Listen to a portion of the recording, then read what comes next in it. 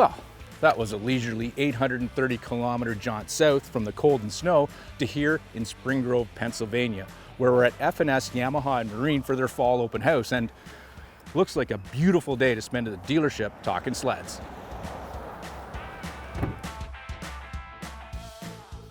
We were invited down by our good friend Steve Duffy from Yamaha Motors, who you might remember from last season when I rode Gold Member to and from the Bonnechere Cup Ice Oval races last winter to hang out with him and his friends at F&S for the weekend. The guys here at F&S are telling me that their dealership is the furthest one south in North America that sells snowmobiles, and judging by the turnout and the enthusiasm that I'm seeing here today, I can understand why they've been successful. Every year they have an open house that's very well attended. Not only do they have all of their customers coming in looking for a deal, they have a huge display of vintage snowmobiles. And added bonus for this year, Tim Bender, synonymous with Yamaha racing for many, many years, will be on site. With having Tim here would only add to the Yamaha theme. You know, we are getting out of the snowmobile business and we have a lot of passionate customers, but why not have Snowmobiler TV come down here, not only see all of Bob's great collection, meet some of his very long-time customers, but have Tim here to get his thoughts on Yamaha and his involvement with them over many, many years, and to talk about snowmobiles. Tim Bender, a legend in the snowmobile performance and racing world, made the trip to F&S. Plus, Robbie Wolf, a local collector, brought out some excellent examples of Tim's performance sleds that he built back in the 90s. It's not often that something like this happens, and getting the chance to speak with Tim was very special.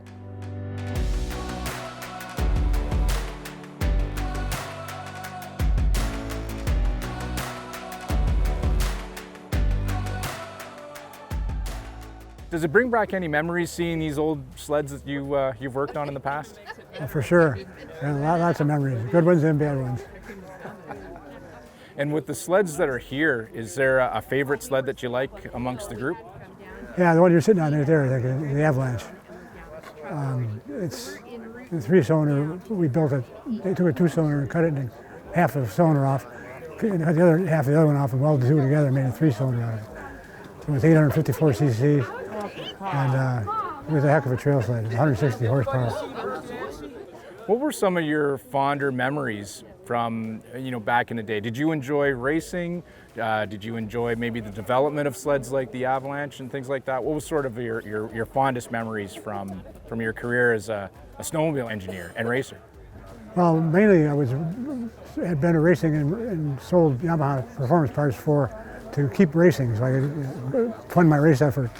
But when Yamaha came on board as a performance specialist, it put another feather in our cap as far as Yamaha goes. Now, are you still working on sleds a little bit? What's kind of a current day today? Do you still think about snowmobiles all the time? I think about snowmobiles all the time, yeah. But I probably every other day I do something with a snowmobile.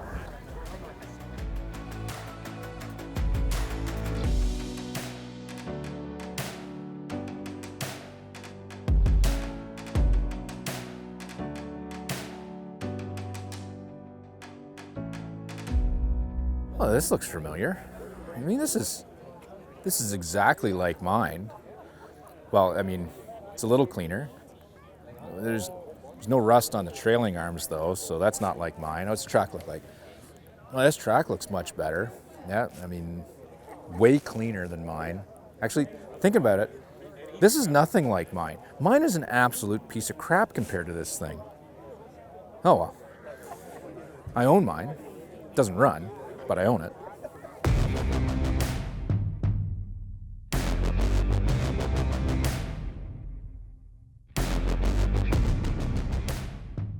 When the Yamaha decided to pull the plug, it upset us because we're passionate about it. Financially, we're going to be fine though because our boat business is the size that it is. And we'll continue to service Yamahas and support our customer base because we sell a lot of new Yamahas with 5-year warranties. So we've got some 5 years is quite a ways down the road. So we're going to continue to help those customers and the customers even beyond that as well. As long as we can help them, we will yeah, we will be there. So yeah, it definitely, especially my dad. My dad has been doing this for longer than me, and is the current owner of FNS, and he's even more passionate about it than I am. So that, yeah, that definitely hurt.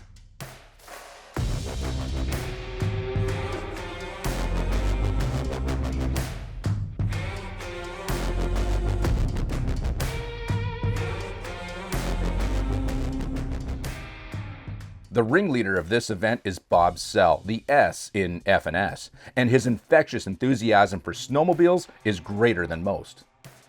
FNS Yamaha and Marine was started in 1987 out of passion for pretty much Yamaha snowmobiles. Myself and another gentleman started it.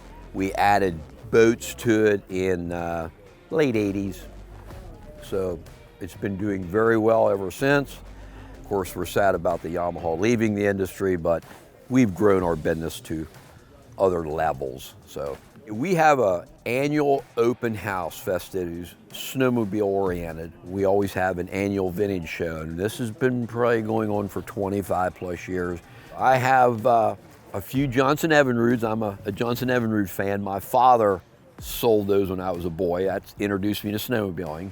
And I have my 73 SR 433 here, which I built and was fortunate enough to race at Eagle River, vintage, 2001, 2003, and 2005. And I won in 03, 440 free air mod, very passionate here. Us drag racers from the East never went a roundy round. I have a few other sleds in my collection. And I'm hoping that we can go, like maybe we ought to go right now. I'm busy here, so let's get going right now. We're going.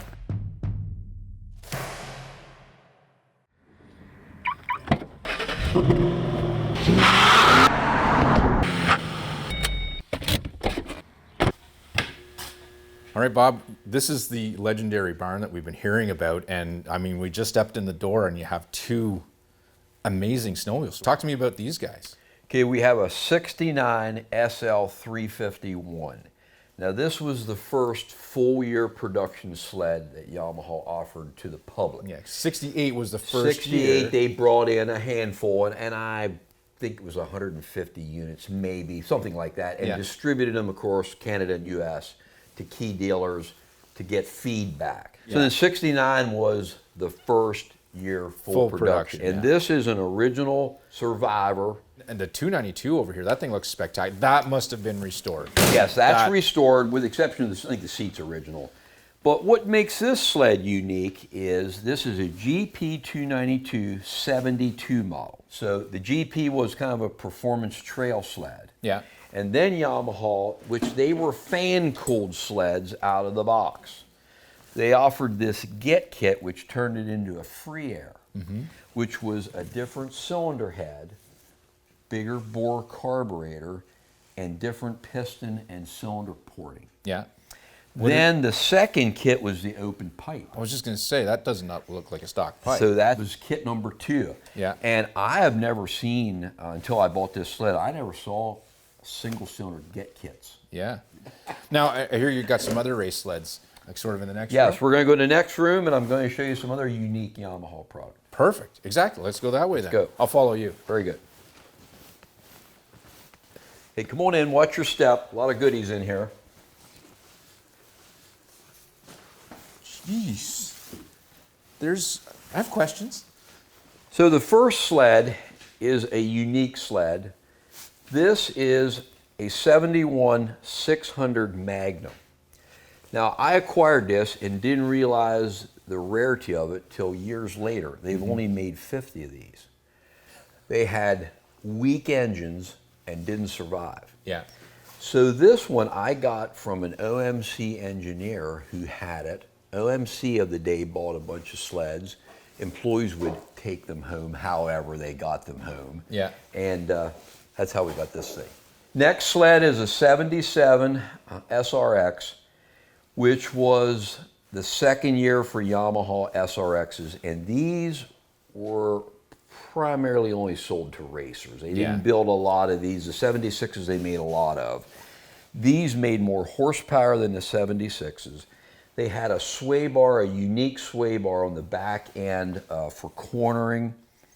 And this sled is pretty much original. It's a replacement hood, but I do have the original hood. But it's pretty much unrestored.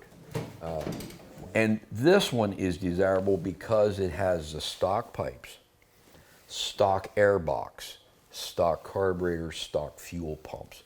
Because most of these things have been performatized, cannibalized, or whatever. Absolutely beautiful. Yeah, the 77s are kind of desirable. Yeah. So. Well, there's a few desirable things, and like an SSR. I mean, that's another unique one. You don't see those every day. So that was a 78 SSR, which was Yamaha's entry into independent front suspensions. But one unique thing with this sled is serial number 1.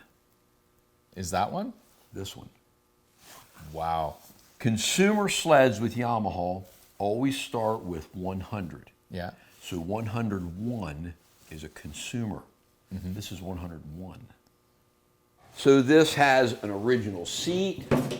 It has original pipes, original carbs, Yamaha original clutches, original shocks, because there again, this stuff was hot rodded. They had improved clutching. People came up with improved carburation, et cetera, et cetera. Yeah, as racers do. Exactly.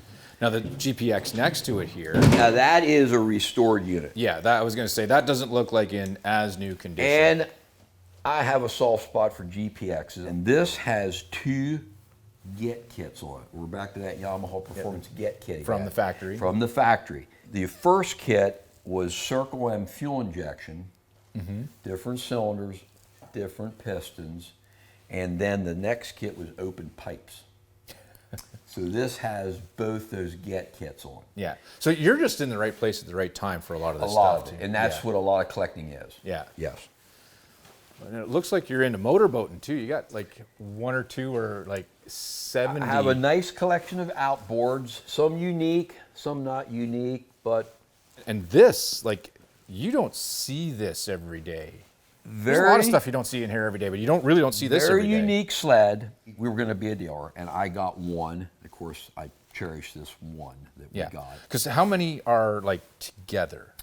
There were supposedly 13 shipped that didn't have seats or exhausts on them. And they made 53 of these sleds, and bankruptcy hit, and they were done.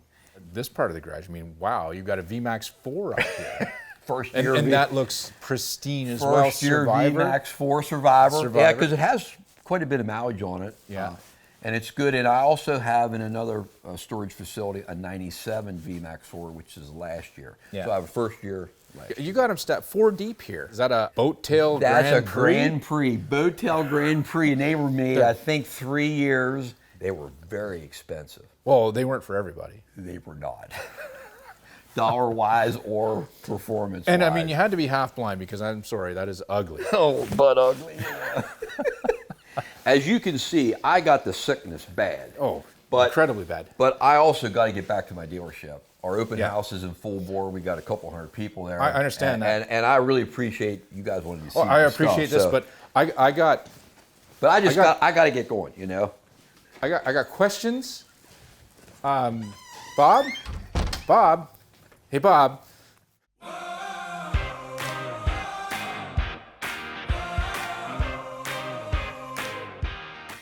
Over the weekend here at FNS, Yamaha and Marine, I have been totally blown away by the level of enthusiasm there is for snowmobiles, especially considering that there isn't a lot of snow coverage here in the lower part of Pennsylvania in the wintertime. Here, folks have to accept the fact that they have to travel to ride. Places like New York, Maine are popular destinations, along with Ontario, Quebec, and New Brunswick. But despite this need to travel, the snowmobile lifestyle is as strong here as anywhere. The conversations I had with people checking out the open house ranged from places to ride and where we've ridden, to talking about the awesome turnout of vintage iron, to snowmobile ice oval and drag racing. And each conversation felt like I was talking with old friends. It was also special to meet the legendary Tim Bender, who was a big influence on Yamaha sleds back in the day and continues to be involved in snowmobile racing across brands. His presence and popularity at the open house proved once again the hero status he has in the snowmobile world. Then, getting the chance to check out Bob's ultimate collection of vintage sleds was completely unexpected. I was told it was something to see, but I wasn't prepared for what I saw.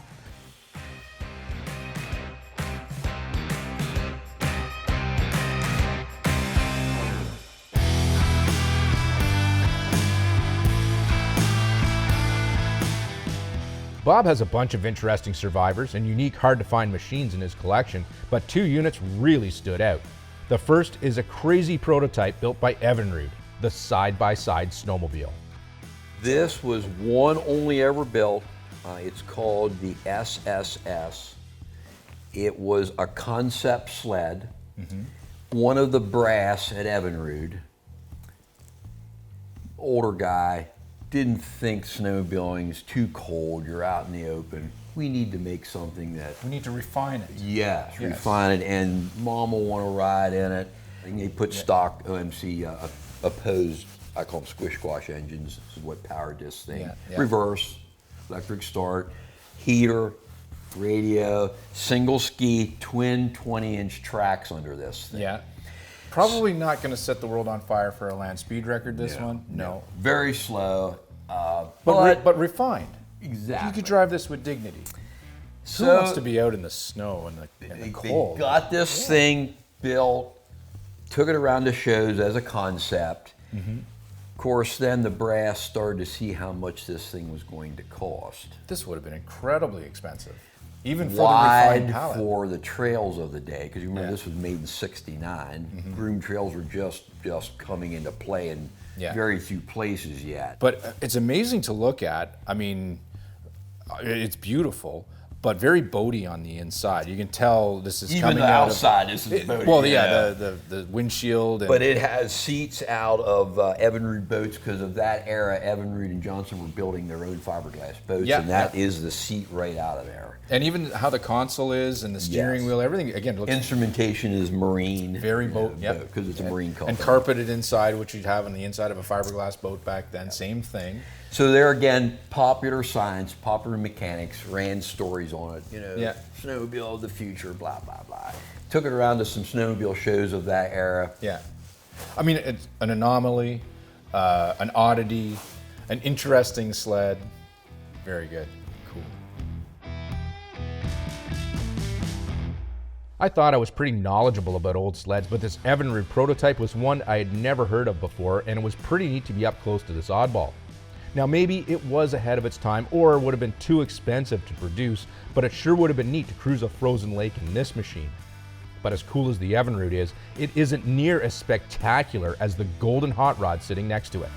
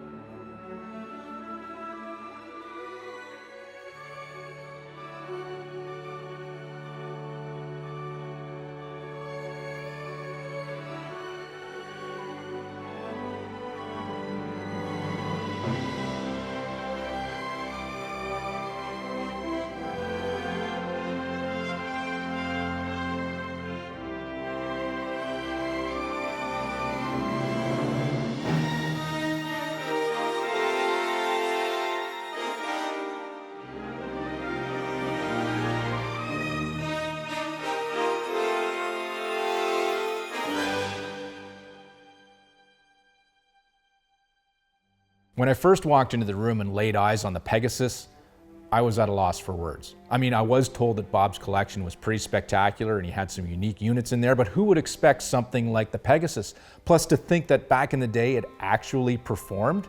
I mean, all I can remember was thinking, what a death trap this thing is.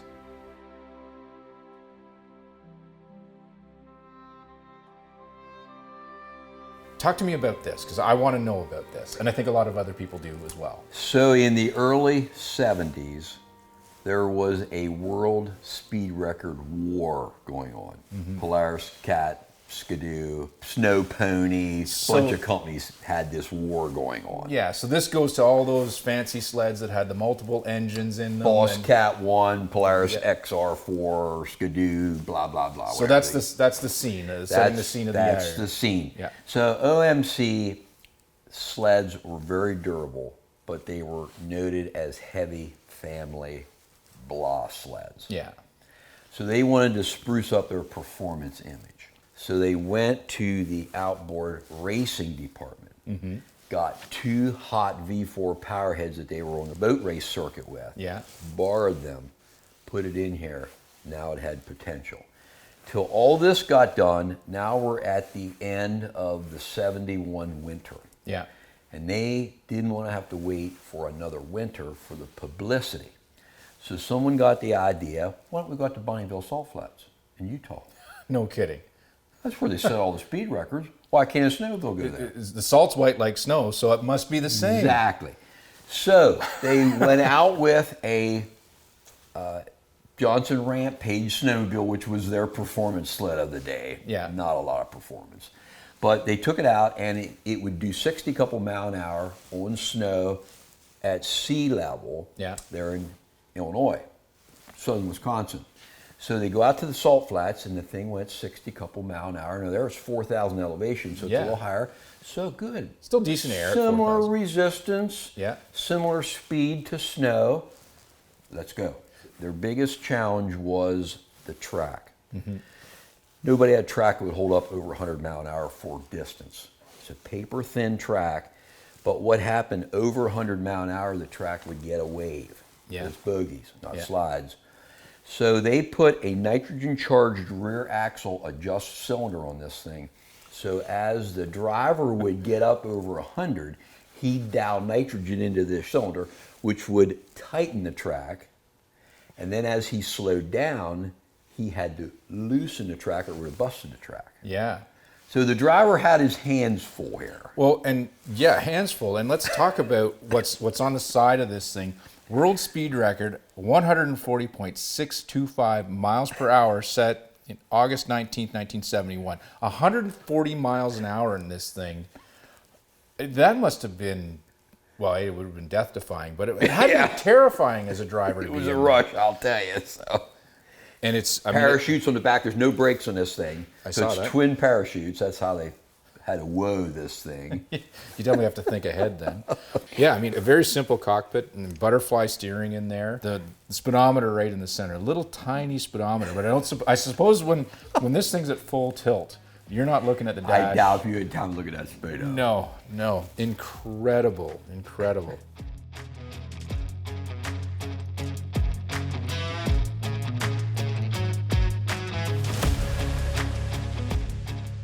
With the opportunity to get up close and personal to this sled, I was able to get a good look at all the scary details.